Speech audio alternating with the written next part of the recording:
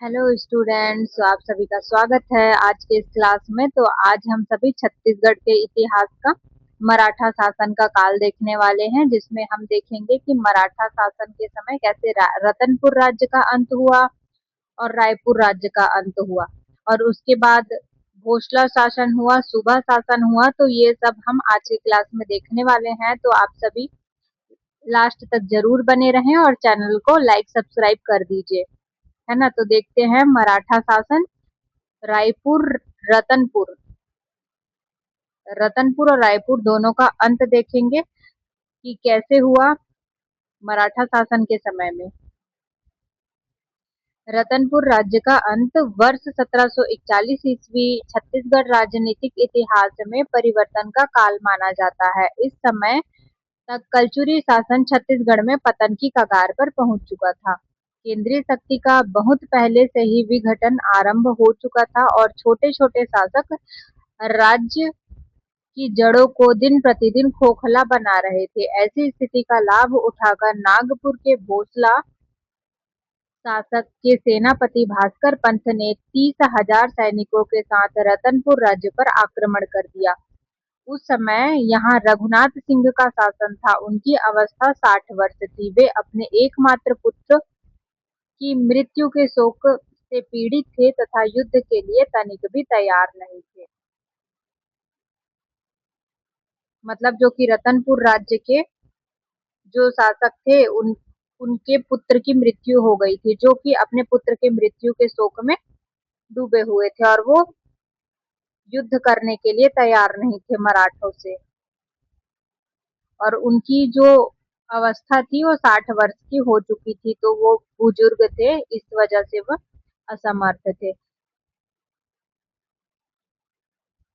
अतः उन्होंने भास्कर पंत के समक्ष आत्मसमर्पण कर दिया। भास्कर पंत ने रघुनाथ सिंह के आत्मसमर्पण के बाद यद्यपि उसके साथ व्यक्तिगत क्रूरता का परिचय नहीं दिया, परंतु रतनपुर राज्य को आतंकित करने की दृष्टि से उसने वहां के निवासियों पर 1 लाख रुपए का जुर्माना ठोक दिया तथा राजकोष का धन लूट लिया। भास्कर पंत ने भोसला शासन के प्रतिनिधि के रूप में रघुनाथ सिंह को रतनपुर का शासन करने का अधिकार पुनः दे दिया, परंतु अपने स्वामी के हितों की देखभाल के लिए उसने वहां कुलीनगिरी कल्याणगिरी नामक व्यक्ति को नियुक्त किया। वर्ष 1745 ईस्वी में रघुनाथ सिंह की मृत्यु हो गई और उसके बाद मोहन सिंह को रतनपुर का राज्य का नया शासक नियुक्त किया गया। रतनपुर राज्य में मोहन सिंह का शासन वर्ष 1758 ईस्वी से चलता रहा। जब तक कि उसकी मृत्यु हुई, तब सर्वप्रथम भोसला शासन ने वहां अपना प्रत्यक्ष शासन स्थापित किया, जिसके अनुसार रघुनाथ प्रथम का पुत्र बिंबाजी भोसला वहां का प्रथम मराठा शासक हुआ। इस प्रकार रतनपुर के कलचुरी राज्य का सदा सदा के लिए अंत हो गया, है ना। तो देखते हैं रायपुर राज्य का अंत मराठा शासन काल के दौरान किस प्रकार से हुआ था। तो वर्ष 1741 ईस्वी में मराठा भास्कर पंत के रतनपुर राज्य पर आक्रमण के समय रायपुर राज्य में अमर सिंह का शासन था। अमर सिंह ने मराठों के विरुद्ध कोई कार्यवाही नहीं की। वर्ष 1741 ईस्वी में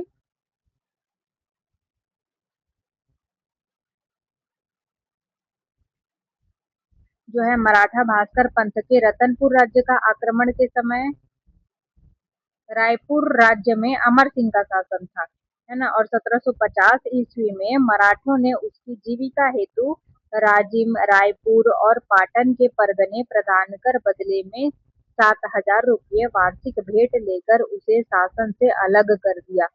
3 वर्ष बाद वर्ष 1753 ईस्वी में अमर सिंह की मृत्यु हो गई और उसका पुत्र शिवराज सिंह राज्य का उत्तराधिकारी बना, परंतु भोसलों ने उत्तराधिकार से प्राप्त उसकी जागीरें छीन ली।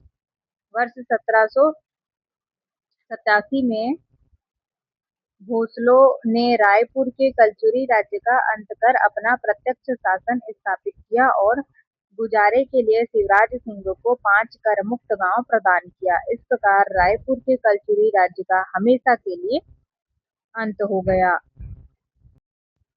छत्तीसगढ़ में मराठा शासन के 4 चरण, जिसमें छत्तीसगढ़ में मराठा शासन को 4 चरणों में विभाजित किया जा सकता है।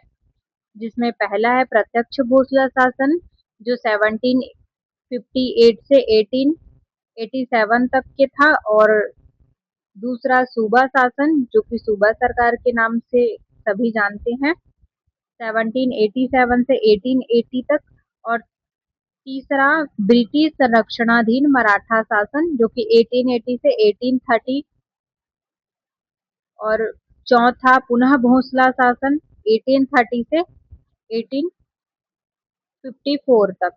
प्रत्यक्ष भोसला शासन, जो कि देखते हैं हम, बिम्बाजी भोसला छत्तीसगढ़ में प्रत्यक्ष शासन स्थापित करने के पश्चात नागपुर के भोसला शासक रघुजी प्रथम ने राजकुमार बिम्बाजी भोसला को यहाँ का शासक नियुक्त किया। बिम्बाजी भोसला ने रतनपुर के प्राचीन राजमहल में प्रवेश कर छत्तीसगढ़ के शासन की बागडोर संभाल ली। यद्यपि वह नागपुर राजा के सहायक के रूप में यहाँ शासन के लिए नियुक्त किया गया था, तथापि उसने परिस्थितियों का लाभ उठाकर अपने को यहाँ का स्वतंत्र शासक बना दिया। वे राज्य का कोई भी हिस्सा नागपुर नहीं भेजते थे। रतनपुर में उनका पृथक दरबार मंत्री तथा सेना थी। बिम्बाजी ने सैनिकों गुणों का अभाव था, अतः उन्होंने राज्य विस्तार का कोई प्रयास नहीं किया। उनकी रुचि रचनात्मक कार्यों में ही थी। बिम्बाजी भोसले द्वारा किए गए प्रमुख कार्य देखते हैं हम, है ना। तो पहला, बिम्बाजी ने रतनपुर और रायपुर का प्रशासनिक एकीकरण कर उसे छत्तीसगढ़ राज्य की संज्ञा प्रदान की। और दूसरा, बिम्बाजी ने नांदगांव और खुज्जी नामक 2 नई जमींदारियों का निर्माण किया। तीसरा, बिम्बाजी ने रतनपुर में नियमित न्यायालय की स्थापना की। बिम्बाजी ने राजस्व संबंधी लेखा तैयार करने का कार्य किया, और बिम्बाजी ने कुछ नए कर भी लगाए। छठा, बिम्बाजी ने यहाँ विजयादशमी पर्व पर स्वर्ण पत्र देने की प्रथा आरंभ की। बिम्बाजी ने यहाँ मराठी भाषा, मोड़ी लिपि और उर्दू भाषा को प्रचलित किया। बिम्बाजी ने रतनपुर की राम टेकरी पर एक भव्य राम मंदिर का निर्माण करवाया, जो कि आज भी विद्यमान है। और नौवा, बिम्बाजी ने रायपुर से प्रसिद्ध दूधाधारी मठ का पुनः निर्माण कराया।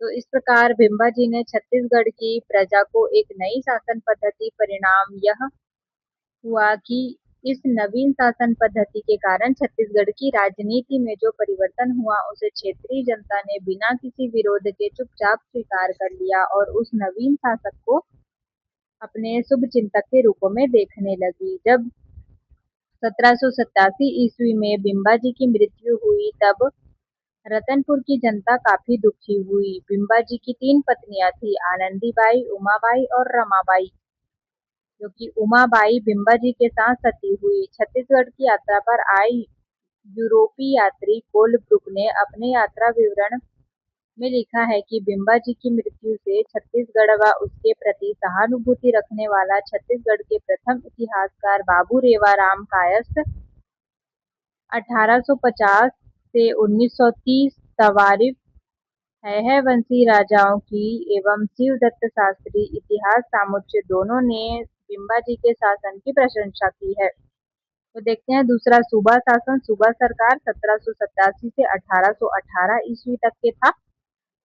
जो कि उसके शासक हुए व्यांकोजी भोसला। बिम्बाजी के मरणोपरांत भोसला राजकुमार व्यांकोजी भोसला को छत्तीसगढ़ का राज्य प्राप्त हुआ। उसने छत्तीसगढ़ के शासन के संबंध में सर्वथा एक नवीन नीति अपनाई। उसने रतनपुर में रहकर प्रत्यक्ष शासन चलाने के बजाय नागपुर से ही यहाँ का शासन चलाने का निर्णय लिया। परिणामतः अब नागपुर की राजधानी छत्तीसगढ़ की राजनीतिक गतिविधियों का केंद्र बन गया। और रतनपुर का राजनीतिक वैभव धूमिल होने लगा। व्यांकोची भोसला ने छत्तीसगढ़ के शासन को सूबेदार के माध्यम से चलाने का निश्चय किया। यहीं से छत्तीसगढ़ में सूबेदार को नियुक्त करने की परंपरा का सूत्रपात हुआ। भोसला राजकुमार के प्रतिनिधि के रूप में सूबेदार अपने मुख्यालय रतनपुर से छत्तीसगढ़ का शासन संचालित करने लगा। छत्तीसगढ़ में स्थापित नवीन व्यवस्था को सूबा शासन, सूबा सरकार की संज्ञा प्रदान की गई। व्यांकोजी भोसला नागपुर के सत्ता संघर्ष में लिप्त रहे और अपने 24 साल लंबे कार्यकाल में मात्र 3 बार ही छत्तीसगढ़ के दौरे पर आए थे।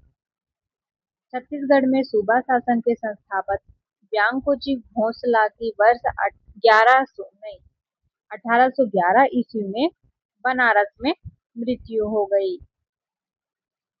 व्यांकोजी भोसला के बाद आए अप्पा साहब, जो कि 1811 से 18 ईस्वी तक के शासन किए।